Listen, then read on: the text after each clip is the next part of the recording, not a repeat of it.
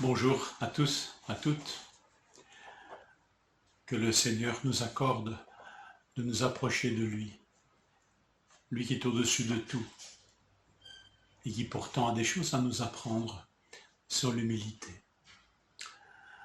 Je voudrais lire avec vous Philippiens 2, versets 3, 4 et 5. Ne faites rien par rivalité ou par vaine gloire, mais dans l'humilité, estimez les autres supérieurs à vous-même.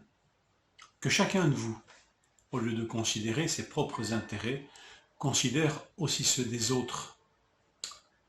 Ayez en vous la pensée qui était en Christ Jésus. L'humilité est une vertu cardinale dans notre relation avec Dieu et avec nos prochains. Et tout d'abord, dans ce texte, elle est l'affaire de tous et de toutes. Considérez-vous les uns les autres supérieurs à vous-même. Considérez-vous les uns les autres. C'est pas très français, ça ne sonne pas tellement bien à l'oreille, mais c'est bien cette expression les uns les autres que nous trouvons ici dans ce verset. Donc, réciprocité exigée. Tous sont concernés. Personne ne peut se dire c'est envers moi que l'on doit témoigner de l'humilité. C'est tous que nous sommes appelés à pratiquer, ou à en tout cas être transformés dans notre caractère pour que nous pratiquions cette humilité. Réciprocité exigée. Nous trouvons encore cette réciprocité dans 1 Pierre 5, verset 5, qui nous donne une base fondamentale dans notre relation avec Dieu. Tous, dans vos rapports mutuels, revêtez-vous d'humilité, car Dieu résiste aux orgueilleux, mais il fait grâce aux humbles. Pas d'accès à Dieu dans l'orgueil, uniquement dans l'humilité. Parce que je crois qu'au centre de l'univers, il y a une relation, celle du Père, du Fils et de l'Esprit, et que cette relation est marquée par l'humilité réciproque. Alors si nous sommes à son image, c'est cette humilité qu'il nous faut revêtir. Revêtez-vous d'humilité, dit l'apôtre Pierre. Un vocabulaire étonnant, n'est-ce pas? L'humilité, on n'est pas avec, il faut s'en revêtir. L'humilité peut être mal comprise et elle peut être contrefaite. Il y a des contrefaçons, il y a de la fausse humilité. On voit ça notamment dans l'Épître aux Colossiens. On est mis en garde au moins 2 fois contre ceux qui, sous apparence d'humilité, veulent nous capturer par des fausses doctrines.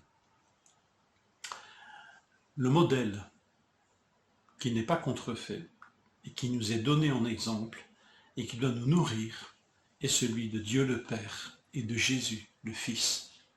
C'est de cela dont il est question dans le verset qui suit. Ayez en vous la pensée qui était en Christ Jésus.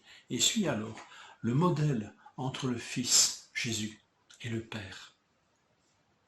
Tout d'abord, rappelons-nous que ce modèle nous dit que l'humilité n'est pas la dépréciation de soi. C'est pas de l'autoflagellation, c'est pas de l'autodénigrement. L'humilité ne dit pas je suis un ver de terre, je suis rien, et parfois même on peut utiliser des propos orduriers à son égard. Ça, c'est pas de l'humilité. L'humilité, elle n'est pas de la dépréciation de soi. Jésus reste le Fils dans sa gloire éternelle. Le Père reste le Père. Et il ne renonce pas à leur autorité, il ne renonce pas à leur être profond par l'humilité. Jésus est de condition divine, nous dit le texte, mais par obéissance aimante, il va se dépouiller pour prendre en considération les intérêts de son Père, mais aussi des hommes. Le Père va élever le Fils au plus haut C'est bien lui qui lui donne le nom, c'est bien lui qui exerce sa souveraineté. Mais pourtant, il lui donne le nom qui est au-dessus de tout nom. Le Père, sans abandonner sa souveraineté, donne à son Fils le nom qui est au-dessus de tout nom. Alors que le nom de l'Éternel, le nom de Dieu dans la Bible est quelque chose de grand, de puissant. Le nom de Dieu est saint, ineffable, redoutable. Et pourtant, le Père met en honneur le nom de son Fils, et pas de manière ambiguë. C'est pourquoi aussi Dieu l'a souverainement élevé et lui a donné le nom qui est au-dessus de tout nom, afin qu'au nom de Jésus, tout genou fléchisse dans les cieux, sur la terre et sous la terre, et que toute langue confesse que Jésus-Christ est le Seigneur, à la gloire de Dieu le Père. Que dire, les mots manquent. Je crois que ce texte est fait pour que nous contemplions cette relation d'humilité entre le Père et le Fils, et que nous nourrissions notre propre vie relationnelle entre nous et Dieu et nous et nos prochains à cette source pure et non polluée. Admirons, inspirons-nous, nourrissons-nous de cette relation éternelle d'humilité. Que le Seigneur vous fortifie en cette journée.